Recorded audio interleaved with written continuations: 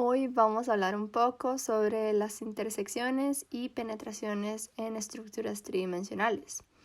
En este video vamos a cubrir lo que es la representación del sistema diédrico y cómo se representan puntos a través de este. La primera pregunta que podría surgir es ¿qué es el sistema diédrico? Bueno, el sistema diédrico es un método de representación geométrica de los elementos del espacio tridimensional sobre un plano. Es decir, reducir las 3 dimensiones del espacio a 2 dimensiones en un plano. Esto se logra utilizando una proyección ortogonal sobre 2 planos que se cortan perpendicularmente. Como podemos ver, existen 2 planos que se cortan perpendicularmente. Está el plano vertical y el plano horizontal. Estos dos cortan el sistema en 4 partes, que se van a llamar cuadrantes. Tenemos el cuadrante 1, 2, 3 y 4 en el acomodo que se sugiere.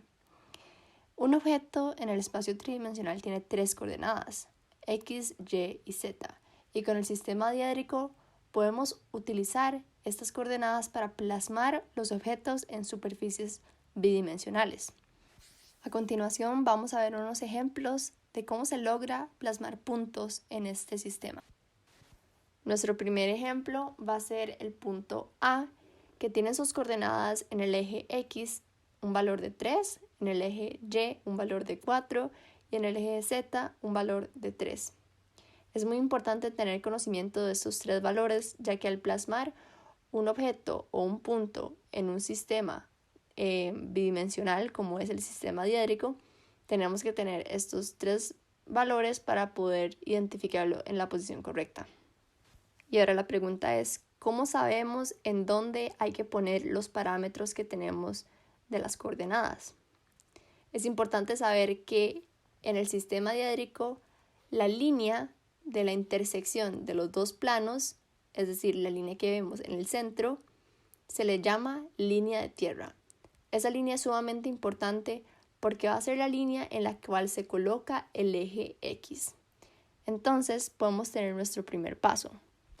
Como vemos en el centro del sistema diédrico hay un punto que denomina el centro de esa línea tierra.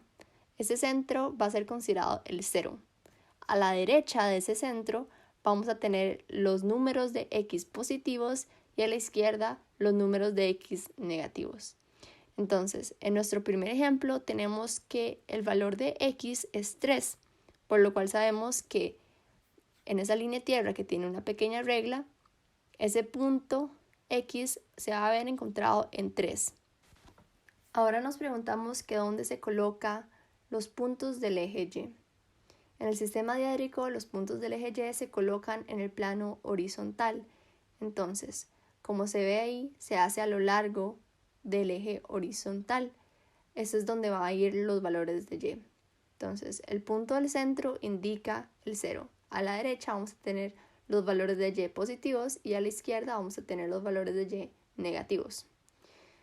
Como en este caso tenemos que Y equivale a 4 en el punto A, vamos a colocar un punto verde, que es el punto Y, en el 4 a la derecha. Por último nos preguntamos que dónde va a estar el punto Z. El punto Z se encuentra a lo largo del plano vertical. El plano vertical también cuenta con un sistema parecido a los demás, en donde interseca con la línea de tierra. Hacia arriba van a ser los valores positivos y hacia abajo van a ser los valores negativos. En este caso tenemos que el valor de Z va a ser positivo, un 3, entonces se encuentra arriba del plano horizontal, como podemos ver en la imagen. Entonces, con esos 3 puntos ya podemos averiguar dónde es que se encontraría el punto A. A partir de los puntos que establecimos con los parámetros de las coordenadas del punto A, sacamos unas líneas imaginarias y en donde ellos se topen es donde va a estar el nuevo punto de A. Como podemos ver, al alargar las líneas del punto azul, que es del eje X, vamos a coincidir con el punto verde y con el punto naranja, que van a ser respectivamente Y y Z. Entonces de esas coincidencias alargamos otras líneas y vamos a obtener el punto A. Entonces, como podemos ver, la intersección de esos tres puntos juntos van a dar en ese punto A, que si hacemos un cuadrito de esta forma lo podemos interpretar mejor en el espacio tridimensional. Bueno, continuamos con el ejemplo B, que nos dicen que va a ser en X menos 3, en Y 2 y en Z 2. Hacemos el mismo proceso que hicimos anteriormente. Vamos a colocar el punto azul, que es X, en menos 3. Después vamos a colocar el punto verde, que es Y, en 2. Después vamos a colocar el punto Z en 2 también. Estos tres puntos nos van a formar unas líneas imaginarias que vamos a conectar. Logramos a partir de la intersección de estos tres puntos el nuevo punto B. Para entenderlo mejor vamos a encerrarlo en una cajita con las líneas grises punteadas para entender cómo se vería en el espacio tridimensional ese punto. Después vamos a tener el punto C, que va a tener en el eje X 5, en el eje Y 0 y en el eje Z 2. Colocamos el punto azul en 5, después el punto verde en 0, es decir, que se queda en la mitad, y después el punto Z, que es 2 en 2, arriba. Esto nos va a dar la intersección de esos tres puntos, que es muy sencilla. Nos da en C, que queda justamente encima del plano vertical, porque en Y tenemos que el valor es 0. Nuestro cuarto ejemplo va a ser el punto D, que tiene en X 7. Por lo tanto, movemos el punto azul hasta 7. Después en Y vamos a tener menos 3. Lo colocamos ahí. En Z vamos a tener 4. Y a partir de eso sacamos la intersección que va a ser el punto D. Construimos una cajita con las líneas grises para entender mejor cómo es que está colocado en el espacio tridimensional. Podemos ver que este es el primer ejemplo en donde el punto está en el cuadrante número 2. Esto es debido a que Y es negativo. Y, al ser negativo, va a hacer que se pase al cuadrante número 2. En nuestro quinto ejemplo vamos a tener el punto E, que tiene en su eje X un menos 5. Después tiene en su eje Y un 4. Después va a tener en su eje Z un menos 4. Entonces tenemos que la intersección de estos puntos nos va a dar el punto E, que queda en el cuarto cuadrante.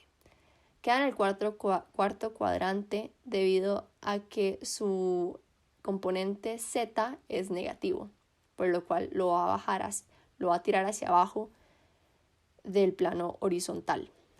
En nuestro sexto ejemplo tenemos el punto F con X0, por lo cual se queda justamente en el medio del sistema diédrico. Después en el eje Y tenemos menos 4, lo cual se va a mover a la izquierda, y en el eje Z vamos a tener menos 5. Esto nos va a dar un punto que interseca en el cuadrante número 3 en F. Estos son todos los ejemplos que tenemos el día de hoy. Colocamos en un mismo sistema diédrico todos los puntos que acabamos de encontrar y vemos cómo es prácticamente imposible saber cómo se encuentran en el espacio tridimensional, porque sin las líneas que nos guían solo vemos puntos en un espacio bidimensional que no tiene ningún valor en X, Y, Z, solamente flotan. Cuando adjuntamos las líneas de donde salen, ya podemos entender dónde es que están cada una. Ya podemos saber que D está mucho más atrás que A y que A está un poquito más atrás que C, después que B está más adelante.